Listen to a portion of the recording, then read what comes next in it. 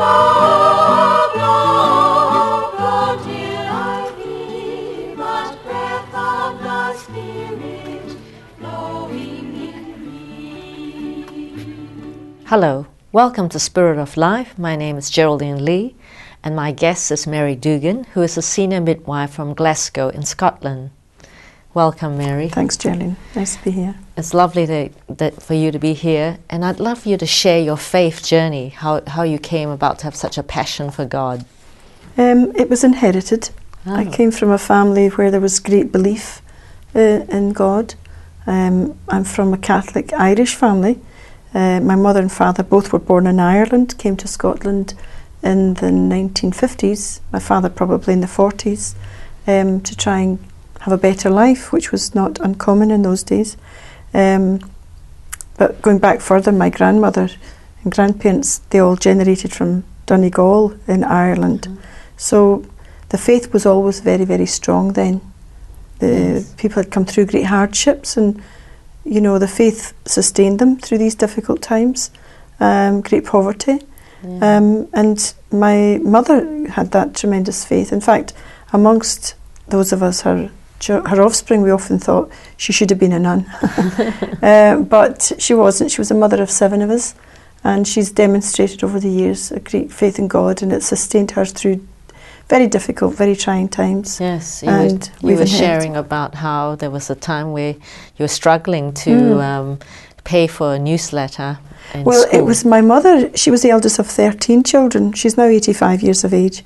But her mother, they had nothing. It was subsistence farming in those days in Donegal, just rock and barren land, bog land. So to try and eke any kind of life out of that was very difficult. So, but in the faith, they still listened and went to church and, read matters concerning the faith. And one of the things my grandmother had great devotion to was, it was the missionary work that the Columban missions did in China. Mm-hmm. And every year there was, I think it was every quarter, there was a news magazine, the Far East. It still actually is on the go. And my grandmother used to buy this and subscribe to it, but it was expensive because if you had no money, then it was equivalent to, in today's money, and we worked this out in Australian dollars, I think it would be equivalent to 50 cents today, which was an awful lot of money then. You know, we're talking about in the 20s, late 20s, 30s it would be.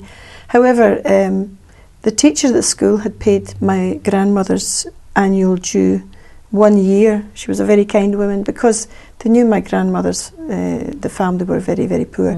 But the following year she was then asking the children if the parents wanted to continue the subscription. So this fell onto my mother, who felt very embarrassed because she couldn't bring the money in. My grandmother just didn't have it. And whilst that was happening that particular time, the diet that people lived on was either potatoes or bread or both. You know, that was their daily diet. No meat, maybe very rarely chicken, but that was a staple diet. However, the flour that they needed for the bread, there was some delay and some obstruction that stopped the train from coming through to the town where they lived. So they had no bread for quite a period of time. Anyway, my mother on this day, she came home and she was feeling very, very guilty because she was going to have to face telling the teacher again she didn't have the money. And at this point, my grandmother retrieved what was, we called it 2 shillings and 6 pence, equivalent, as I said, to 50 cents today. And she knelt in front of a picture of the Sacred Heart of Jesus, and she was crying, and she said, well, Jesus, you obviously need this more than I do. And it was a real story of the widow's mite. But she said, I'm giving it to you now for those people who need it in China, you know. But she says, you look after my children. So my mother was just delighted to have this money to take to the school. And she did that. She was able to hand it to the teacher. But when she got home, as she approached the cottage, she could smell freshly made bread. And that in itself gave her great excitement because then that meant that the flour got through. But when she got into the house, my grandmother had received a letter from her brother-in-law who had gone out to America. Many of the Irish did emigrate to America. Yes. They also came to here, Australia as well. But he had gone out to America with many other brothers and sisters. But they hadn't heard from him for about 3 years. And here he sent a letter with, it was about $60 in its day. Wow. Now that was a fortune. So that all came after my grandmother gave up her last penny I know. for those that were in greater need than her. Yes, So it's fantastic, isn't it, how God always oh yeah, provides, and God, you know, if you're generous, God oh never, yeah, and you know He always outdoes you. somebody, I think it's Sister Bridge McKenna, said you cannot outdo God in generosity. Definitely, yeah. But it's fearful. It is frightening. You know, we can say this and He can demonstrate it so many times, but when He does ask or put us in a position where it is going to hurt us to give something of ourselves, there is a fear there to some extent, but as soon as you do it, you're always shown up because He comes in behind it with something wonderful. Yes, it's true. I recently went to a meal where the person who was cooking was very stressed about not having enough food, and then a couple of us just started praying, and we said, "Don't worry, there'll be more than enough." And in actual fact, the loaves and the fishes. all the food multiplied. We had another casserole full, and someone brought some quiches, and so we had more than enough. Absolutely. It always happens. Absolutely, absolutely. Yes. Yeah. And you're a senior midwife. Wow. That's right. Yeah. And oh well, I was a senior midwife. I've just very recently resigned from my post. Just resigned from many years working as a senior midwife. Yes, and you've been a person of faith throughout your life. Oh, there's never been any time that I've not believed my faith. But if I'm true, we were brought up with the rosary as a form of devotion. And as children, you don't really particularly want to be different from everyone else. And so it wasn't with great joy in our hearts, I have to say, we would be called in by my mother to pray the rosary. Yes. But in later years, I realised what a wonderful gift and devotion this is. And somebody once said to me recently, they talked about old people and the power and the strength they have in holding on to that rosary. Yeah, it's great, the power of the rosary. On that note, we need to go for a break now. You're watching Spirit of Life, and we'll be back after the break.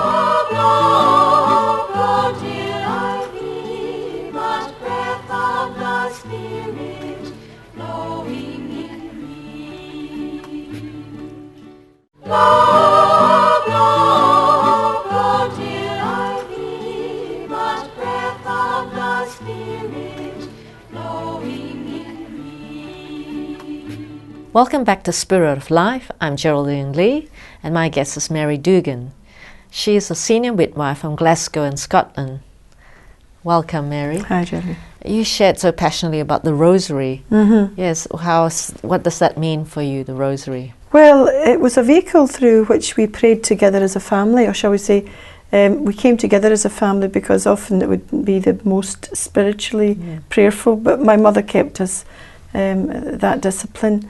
And I should say that it was because my father had a brain tumour when we were all very young, and there were 7 of us, and my mother at one point, he wasn't expected to survive, and they didn't know that it was a tumour at the time, but however there was 9 operations in total carried out on him, and throughout that period my mother, you know, she was quite distraught. He had been quite ill for a long time, but she prayed and she just begged God, and she said, look, I'll pray the rosary every day with the children if he survives. My father did survive until 1973 when he eventually passed away. He was an invalid throughout that period of time, but my mother had us continuously. Each day we prayed the rosary, and as I said, as a child you don't appreciate the vehicle that is to meditate on the life of Christ, which is really what the rosary is. But as you became an adult and you went out into life and you saw a lot of what life had to offer, it was a real source of great comfort and great peace for me as I continued on my adulthood journey. But it was when I found out about Medjugorje, the place of reported apparitions in Bosnia-Herzegovina, which has been analysed just now by the Vatican. But that proved a tremendous catalyst for my faith, tremendous. And of course the fact that my mother had reared us to pray the rosary, I had it in me, the awareness of how valuable it was, but it totally mushroomed and became a great devotional tool through my experiences at Medjugorje and this journey on conversion, real conversion to God. Wow. Which So is, you found saying the rosary brought you closer to Jesus? yeah, well, we do meditate on the life of Jesus. That's what it is. I think a lot of people misunderstand, think it's that's adoration to Mary or of Mary, and it's not. She brings her last words in scriptures is "do as he says," and that's her message at Medjugorje, and certainly in the other apparition sites of the world. Her whole message has always been "do as Jesus says," and she brings us to him. So the rosary is like holding the Blessed Mother's hand as you meditate on the whole life of Jesus. That's how I view it. Yes, that's wonderful, because and that obedience that you developed towards Jesus, is that what led you towards working in, as a midwife and in pro-life? I think I've thought about I was trained as a nurse first of all before I became a midwife, and I think instinctively the caring profession is a wonderfully rewarding profession. You don't get paid very well, certainly back in the UK you don't, but the reward you get from helping other people is it's a wonderful thing to experience. So, and of course being brought up in an environment where my mother had given us such tremendous love, I felt, and I said this recently at a talk, I feel as though I'm a millionaire as far as love's concerned, because through the difficulty there was absolutely never any doubt, despite the poverty, of how much she cared and loved us. And only through the people you meet in life do you realise not everyone has that. Not everyone has that at all. So anyway, during my midwifery career, you come across women who've had difficult pregnancies, difficult life circumstances, and I don't know, it just was something I felt that flowed from me, that, you know, to show and give care. And then of course the business about the interest in pro-life, I feel that's an instinctive thing. It's not a badge that I've picked up to wear. It's just what I feel most of us instinctively are in life, is we want to care for other human beings, whether it's the baby, the mother, the grandmother, the doctors, the midwives, whoever. I would say I'm a pro-life person for everyone in life. I'm as concerned about the person who carries out abortion to the babies who are aborted. There's no one who's exempt from that feeling. So it certainly, I never can remember a time when I would say, oh, I'm pro-life now. I just feel it's always the way I've been. And yeah, pro-life is pro-love or pro... Absolutely. And it covers all spectrums. There's no place that's exempt from that. It's interesting because back home I know somebody who was getting involved in alternative medicines with, you know, she was good at massage and various other things, and the company she worked for was pro-life, but she went to great lengths to tell me, oh, but it's not pro-life. And I thought, people are getting themselves into such a state about trying to undo the obvious. Yes. You know. Yeah. It was a bit strange of a conversation from this person. Yes. But anyway, I think the pro-life issue is volatile, but it's to bring love into the world. Yes. And help people who are in difficulties, and not judging them. Not judging them at all. Yes, and that's good, that non-judgmental attitude. There also quite a few years you had to stand up for, you know, for pro-life kind of issue. Well, that's what's brought me to Australia actually, is the interest in the case that I've been involved in back in the UK with another colleague. We've been managers of a labour ward for me it's nearly 30 years. Wow. Connie, it's just a bit shorter than that. And it's been a redefinition of what our rights have been under the Abortion Act of 1967 in the UK, which put in a safety clause for people of conscience who felt that they could not, in all conscience, participate in this treatment. And something we've exercised for all these years. However, for different reasons, that's been constricted, and we took the case we've fought it for 7 years, 3 years in the courts, and ultimately the Supreme Court, despite three judges in Edinburgh supporting our position, and unanimously, 5 judges in London have voted against it and have really constricted now the conscience clause to the point it means nothing to us. Yes, it's amazing that you all went as far as standing up and actually sacrificing, sacrificing your time, your jobs and everything. That's inspirational. We need to go for a break now, but we'll hear more about that. You've been watching Spirit of Life. Stay with us and we'll be back after the break.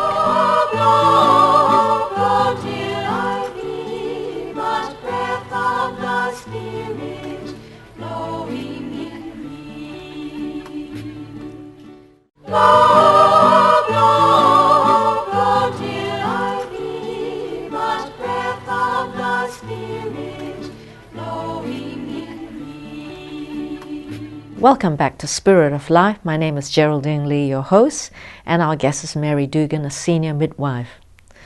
Welcome back, Mary. Hey, Geraldine. You were sharing deeply about your work and how you stood up to your employer because you wanted to stand on your conscience rather than participate in abortion. So how did you feel about that? Quite shocked that I was actually being put to the test like that.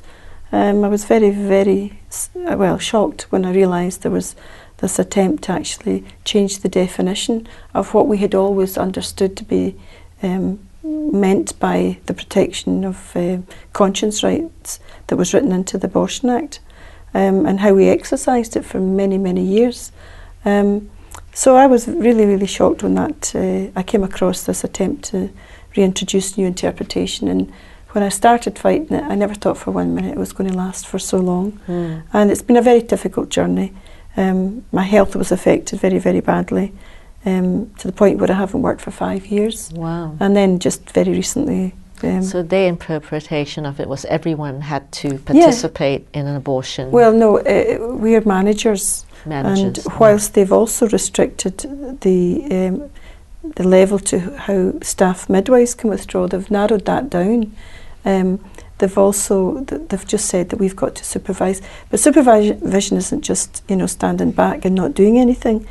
They're basically saying that we have to be morally responsible for an abortion getting done, to book it into the labour suite, and to send staff in. So we're obliged to get an abortion done. Yeah, and we've got to make sure it gets done. Wow. So in any other sphere of law, you would be held guilty through association.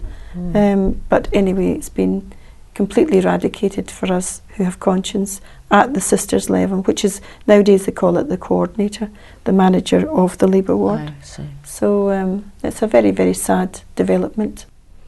Yes, and what happened and what developed after that you stood up to them? Well, we fought it with the managers through the different levels throughout the whole the Glasgow Health Board.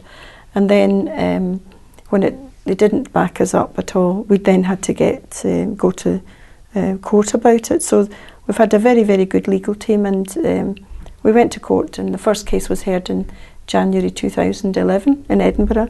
And Lady Smith, who heard the case then, she threw it out. She wouldn't support us. She backed the hospital. We appealed that. It went to in front of 3 judges in 2012.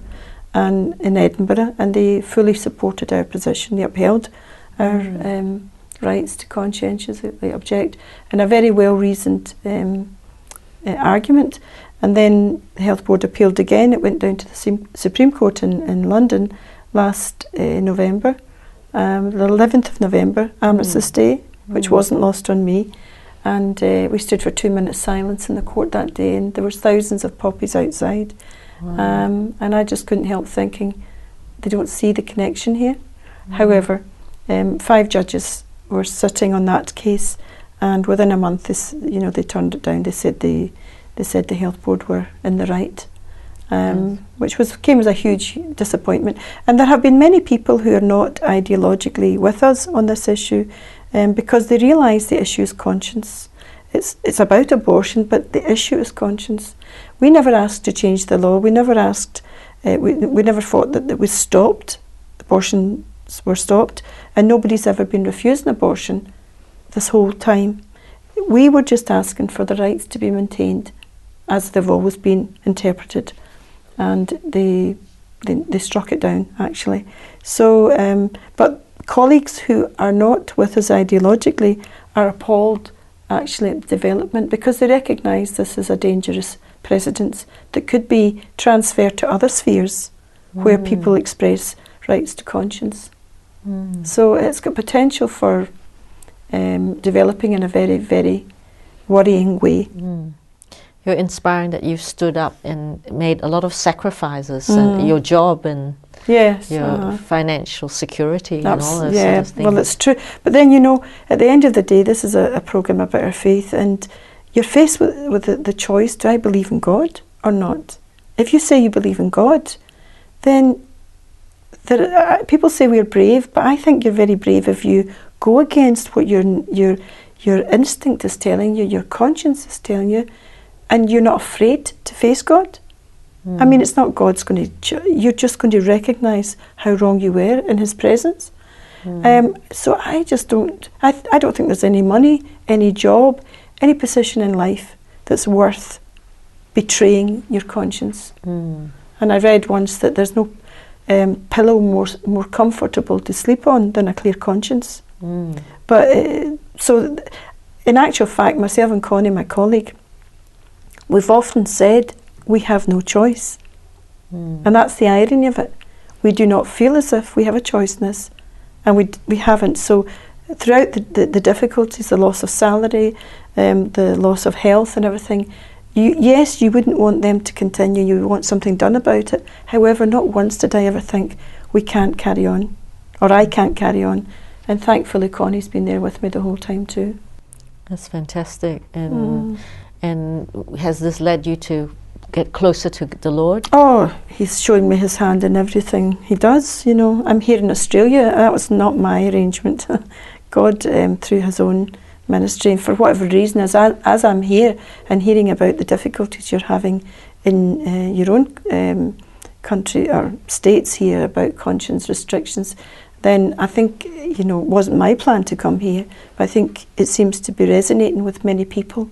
And therefore I'm wanting to give encouragement that despite what seems we've lost, well, you know, Christ hanging on the cross, how many people would regard that as a victory? And I can sense that people are starting to waken up. This is certainly the case back home. They're starting to have their eyes opened and maybe rising from their stupor to see really what's going on. Nobody wants to think the worst things. But when you actually see that midwives have really lost their jobs because of their, you know, their conscience, then people are starting to waken up. So if it can help understand the situation here in Victoria and be of some use, then it's been worth it. Yeah, thank you so much for being on this program and inspiring us to stand up for our faith and not be afraid. Don't be afraid, don't be afraid. And to be committed to the Lord and to love the Lord and to sleep on a nice cushion. Thanks very much. Wishing you all the best for your trip around Australia, spreading the pro-life message. Okay, that's lovely to be here. Thanks very much. God bless you. Thank you. You have been watching Spirit of Life, and that's all for our program today. Join us again next week. Goodbye, and God bless you.